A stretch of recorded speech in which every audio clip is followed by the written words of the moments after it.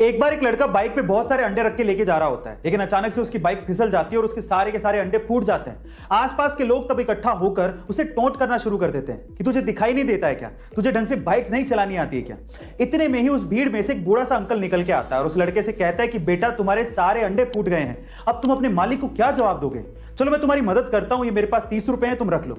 उस बूढ़े अंकल को देखकर आसपास के बाकी लोग भी उस लड़के की मदद करने को आगे आते हैं और थोड़ा थोड़ा पैसा देते हैं। इतने में उसके पास अंडे जितने फूटे थे उतने पैसे इकट्ठे हो जाते हैं और वो बाइक पे तब जाने वाला होता है। इतने में ही पीछे से कुछ लोग उसको बोलते हैं कि तुम बहुत लकी हो, अगर वो बूढ़ा अंकल ना होता तो तुम्हारा आज क्या होता। तो फिर वो लड़का जो कहता है वो आप लोगों को सुनना चाहिए। वो लड़का कहता है कि वो बूढ़ा अंकल ही मेरा मालिक था।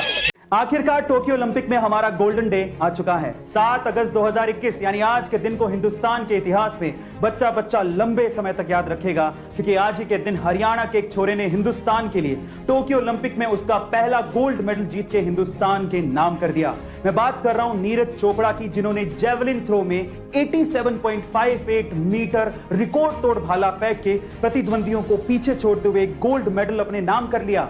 मैंने खुद ने पहली बार इंडिया इंग्लैंड के टेस्ट मैच को छोड़कर जेवलिन थ्रो का यह मैच देखा और जीतने के बाद मुझे खुद को इतना ज्यादा गर्व फील हुआ कि मुझे ऐसा महसूस होने लगा कि हम हर हिंदुस्तानियों को क्रिकेट के अलावा बाकी गेम्स को भी देखना चाहिए और इनको सराहना चाहिए, ताकि आने वाले भविष्य में नीरज चोपड़ा जैसे और भी खिलाड़ी भारत का नाम रोशन कर सके। नीरज चोपड़ा की सक्सेस के लिए आज कमेंट करके उन्हें बधाइयां जरूर दीजिएगा। जय हिंद, जय भारत। गाइस, आज मैं आप लोगों को दुनिया के 7 सबसे बेहतरीन डॉक्टर से मिलवाने वाला हूं। ऐसे डॉक्टर्स जो आपको स्वस्थ रहने में और आपकी उम्र को बढ़ाने में आपकी मदद कर सकते हैं। सबसे पहले है 6 से 7 घंटे की गहरी नींद। दूसरा, सूरज की किरणें। तीसरा, सुबह सुबह साफ हवा में घूमना। चौथा, वर्कआउट करना। पांचवा, शुद्ध शाकाहारी खाना खाना। छठा, पर्याप्त मात्रा में पानी पीना। और सातवां, हंसना। ये 7 डॉक्टर्स आपकी लाइफ बना सकते हैं, आपको स्वस्थ बना सकते हैं और लंबी उम्र भी दे सकते हैं। अगर मैं आपसे सवाल पूछूं कि अर्थ पर अब तक का सबसे ओल्डेस्ट लिविंग क्रीचर जो कि आज भी जिंदा है वो कौन है, तो आप लोग क्या कहेंगे?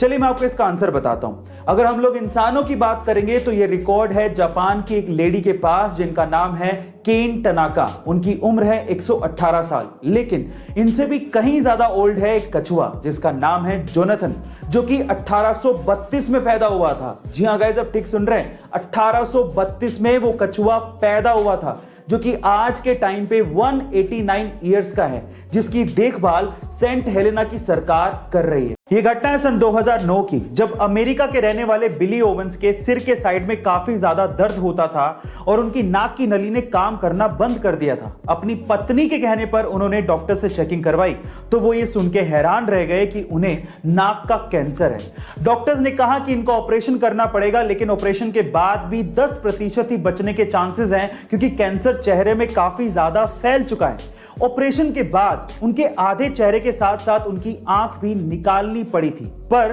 वो कैंसर सरवाइव कर गए थे। लेकिन आज आलम यह है कि वो अपनी उंगली को मुंह में डाल के आंख से निकाल लेते हैं और इसी लुक की वजह से उन्हें फिल्मों में ज़ॉम्बी का रोल मिलता है। जी हां गाइस, वो रियल लाइफ ज़ॉम्बी की तरह ही है।